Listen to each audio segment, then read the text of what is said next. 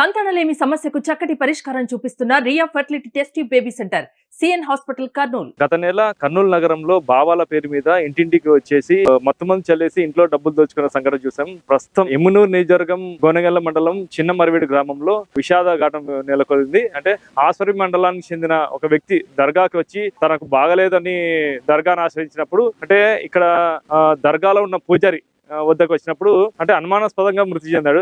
ఇంతకు ఎలా మృతి చెందాడు, వాళ్ళ బంధువులు ఉన్నారు, వాళ్ళని అడిగి తెలుసుకుందాం. అమ్మ చెప్పండమ్మా, మీ ఆయన ఎందుకు ఇటుకు వచ్చారు, ఎలా చనిపోయాడు? నాకు వచ్చిన దానికి నా మౌన్ కట్టుకట్టినాకంటే నా బాగలేని దానికి నా మౌడు వచ్చా, నా మౌన్ వచ్చిన దానికి బాగలేని దానికి ఇప్పుడు ఏమనే నా కాటికి దొలకరాండి బాగవుతుందనే, నా కాటికి దొలకొస్తే లాస్ట్కి ఏమనే నానైతే నీకైతే మాటిస్తా, నా తప్పుంటే నా తలకాయ ఇస్తాను, నా కాటికి రాండి అనే, నాకు ఇంట్లో నువ్వు కట్టించుకుంటే నువ్వు బతావు, లేదంటే లేదని నన్ను బిర్రిపెట్టి కట్టించా.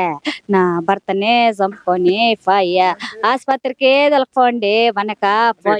మీ భర్త ఎందుకు వచ్చారు మీరు దర్గాకి? నా మోనికి బాగాలేదానికి వచ్చిన తండ్రి గట్టిగా బీసాసి నోటుకు వచ్చింది, కండ్లు కాని రావు, కడుపులో ఫోటు గుడ్లతో నరికిందాని లెక్క నా పై ఎలా అంటుండే అందుకే తొలకొస్తే మీటికి నా కాటికి తొలకరాండి నన్ను బాగా చేస్తానైనా, తొలకొస్తే బాగా చేయనానే బాగా చేయలేదు.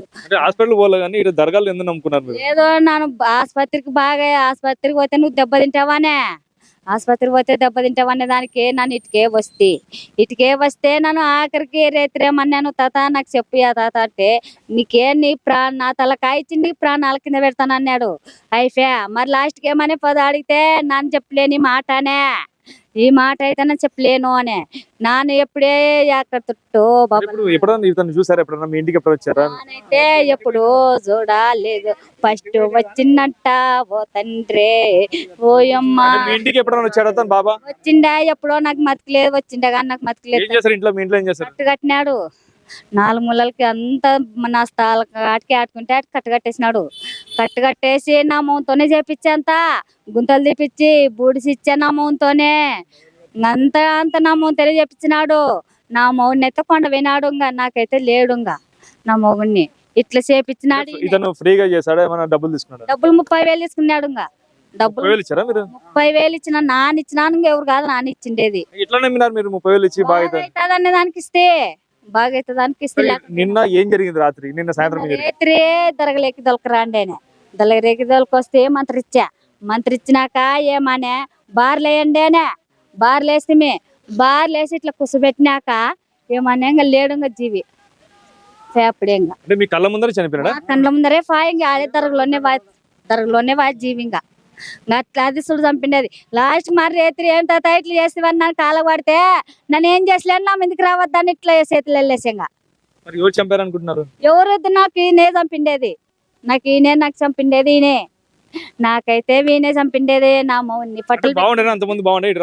ఇటుకి రాకముందు అప్పుడు బాగుండే, నన్ను చచ్చిపోయిన దానికి నా మౌనికి నా పెళ్ళానికి బాగుండాలని నా మౌడు వచ్చా.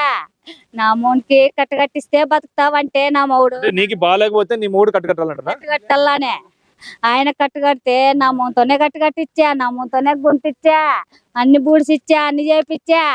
ఇప్పుడు లాస్ట్ కి నా మౌన్య కొండ వాయా,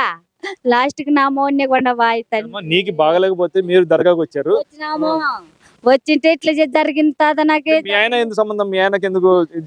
మూడే ఫస్ట్ వచ్చా, నన్ను వద్దంటే వద్దు, బాగా డబ్బులు లేవట్టి నా మూడే గాడి నన్ను అప్పు తెచ్చి కానీ చూపిస్తాను నన్ను దర్గా కోరుకున్నాడు. కోరుకుంటే ఏమనంటే కోరుకున్నాక నీకు ఎప్పైనా చింతలేదు, నన్ను 4 వారాలు తిరిగి వస్తాను, నువ్వు 4 వారాలు గొర్రెలకు పోనే. సరేలే నీ చెప్పిన మాట నాన్నింటికి కాదన్నలో వద్దనకూడదని నన్ను గొర్రెలకు పోతే ఆయన వచ్చి 4 వారాలు తిరిగా. 4 వారాలు తిరిగితే ఇంకా నన్ను గొర్రెలకు నాకు మంచి లేరు, నువ్వు పోనే. సరేలే నీ ఇష్టం, నువ్వు ఎట్లా చెప్తే అట్లా వింటాను అని అన్నాక వస్తే 3 వారాలు వస్తాయి. 3 వారాలు వస్తే నువ్వేమనే నువ్వు కట్టించుకుంటే నిలబడతావు, లేకుంటే లేదు చూడు అని. ఇంటికి వచ్చి ఏమో పూజలు చేస్తారు, ఏం పూజలు చేస్తారు?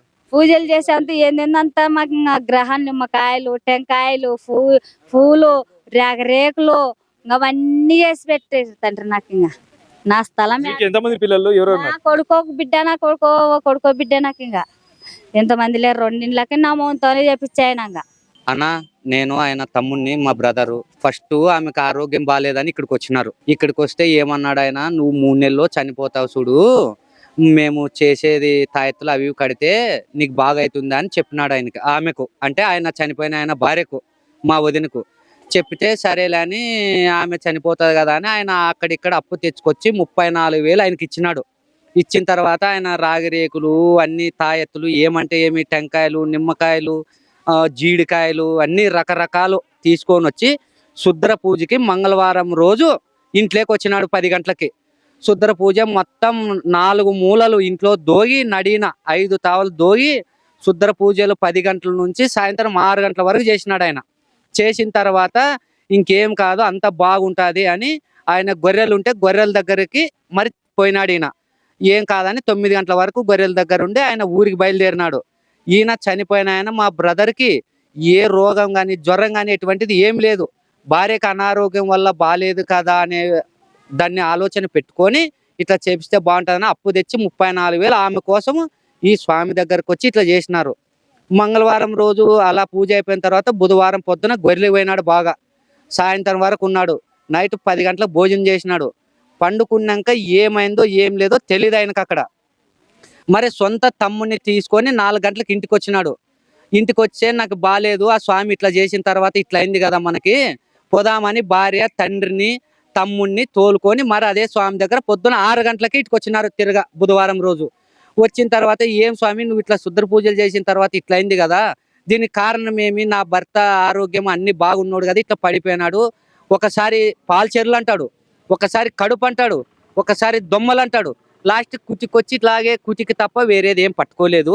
మరి దీనికి కారణం ఏం స్వామి అంటే నేనున్నాను కదా, ఆయనకి ఏమన్నా అయితే నా తల ఇస్తా, మీరు ఉండండి, నన్ను నమ్ముకునండి అని పొద్దున 6 గంటలకు వచ్చిన వాళ్ళు ఇదిగో అదిగో అనుకుంటా సాయంత్రం లాస్ట్కి నీ భర్తకి ఏం కాదు అని ఆయన ఈ వీపు పైన ఇలా కత్తి తిప్పినప్పటికీ ఇలా ఎలకలు ఒకసారి బార్లు ఒకసారి వేసినప్పటికీ ఆయన సృహ పోయింది, ప్రాణం పోయింది.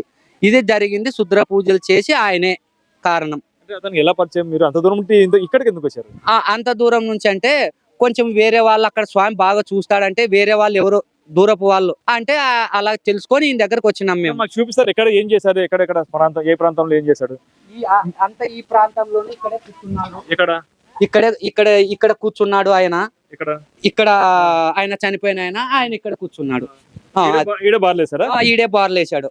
ఇప్పుడు మీరు చూసిన ప్రాంతంలోనే ఇదే దర్గాలోనే అతన్ని అంటే భార్య కోసం, అంటే భార్య ప్రాణాలు బాగుండాలి, భార్య ఆరోగ్యం బాగుండాలని చెప్పి వచ్చి భర్త బలయ్యాడు. అంటే ఇక్కడ బౌర్లు ఇచ్చి 2 సార్లు ముందుకు వెనక్కి తిప్పినాక స్ట్రోక్ కోల్పోయి ఇదే చనిపోయాడు, ఇదే దర్గాలో చనిపోయాడు అని చెప్పేసి చెప్తున్నారు. అంటే అంటే అతని మీద కూడా కత్తి పెట్టారు, ఆ కత్తి కూడా ఈడే ఉంది, మనం చూస్తున్నాము. ఆ కత్తి కూడా పెట్టారు, కానీ కత్తితో అయితే చంపలేదు, అది ఊరికే పైన కత్తి పెట్టారు, నిమ్మకాయతో ఉన్న కత్తి. ఇదే ప్రాంతంలోనే అంటే కళ్ళ ముందరే కుటుంబ సభ్యులు అంటే వాళ్ళ తండ్రి, భార్య వాళ్ళ కళ్ళ ముందరనే ఇక్కడే చనిపోయినారని చెప్తున్నారు. ఏదైనప్పటికీ కూడా క్షుద్ర పూజలు చేసి ఇంట్లో అంటే తన భార్య కోసం, అంటే భార్య బాగుండాలని ఒక 4 వారాలు కష్టపడి 35,000 కూడబెట్టి ఈడ పూజారికి డబ్బులు ఇచ్చి అదే పనిగా క్షుద్ర పూజ చేపించి మళ్ళీ ఈడ దర్గాకు వచ్చి స్వయంగా భర్త బలైన సంఘటన చాలా విషాదమైన ఛాయలు నెలకొన్నాయి.